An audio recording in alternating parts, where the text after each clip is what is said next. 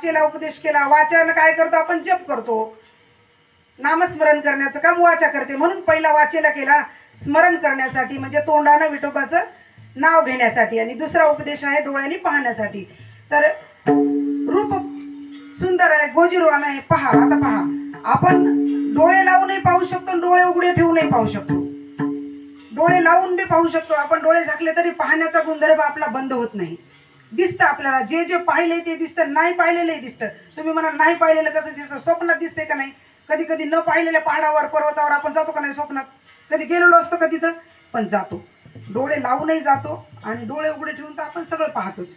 तर महाराज येथे डोळ्यांना म्हणतात की डोळे तुम्ही घ्या रे सुख आणि पहा विठोबाचे मुख. काही पाहू नको. जगामध्ये तुला पाहण्याची सवय आहे ना, त्यांनी पाहण्याची सवय आहे तुला, पहा. मग काही पाहू नको संसारामधलं.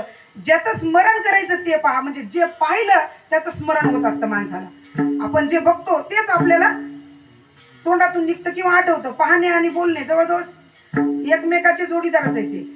तर त्यांना म्हणतात की तुला पाहायचंय ना, पहा.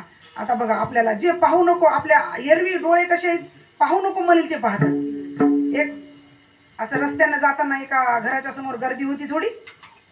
त्या गर्दीमधून आता कीर्तनाला येता येता, समजा आता आपण यायलो कीर्तनाला, येता येता गर्दी होती. तर ती गर्दी पाहून असं वाटलं की इथं काय चाललंय. तुम्ही चलत चलत, आता गडबड आहे, कीर्तनाचा टाइम झालाय, पण तरी माणसाला काय वाटतं इथं काय चाललंय. म्हणून तुम्ही म्हणलं तिथं काय चाललंय. एका माणसानं म्हणलं काही नाही, असंच आहे, काही नाही, एवढं रोजच आहे, काही बघण्यासारखं नाही. एवढं म्हणल्यावर आपण यावं का नाही इकडं गपचिप आपल्या आपल्या कीर्तनाला? नाही, त्याला वाटतं इथं पाहण्यासारखं नाही म्हणजे काय आहे, नेमकं पाहण्यासारखं काही नाही कसं म्हणाले. म्हणून ते बघायला जाते.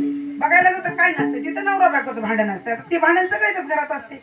त्याला ते तिथं गेल्यावर वाटतं की नाही, नसतो आलं तरी काही नाही, नवरा बायकोचंच भांडण आहे, पण तरी ते बघायला जाते. मग ह्या डोळे, ह्या इंद्रियाला अशी सवय आहे की जे नको म्हणेल ते करते, जे आपल्या उपयोगाचं नाही ते करते, वेळ वाया त्याच्यात घालवते आपलं. म्हणून त्यांना उपदेश केलाय की तुम्ही डोळे तुम्ही घ्या रे सुख आणि पहा विठोबाचे मुख. दुसऱ्या चरणात. आता तिसऱ्या चरणात त्यांनी उपदेश केलाय तुम्ही ऐका रे कान.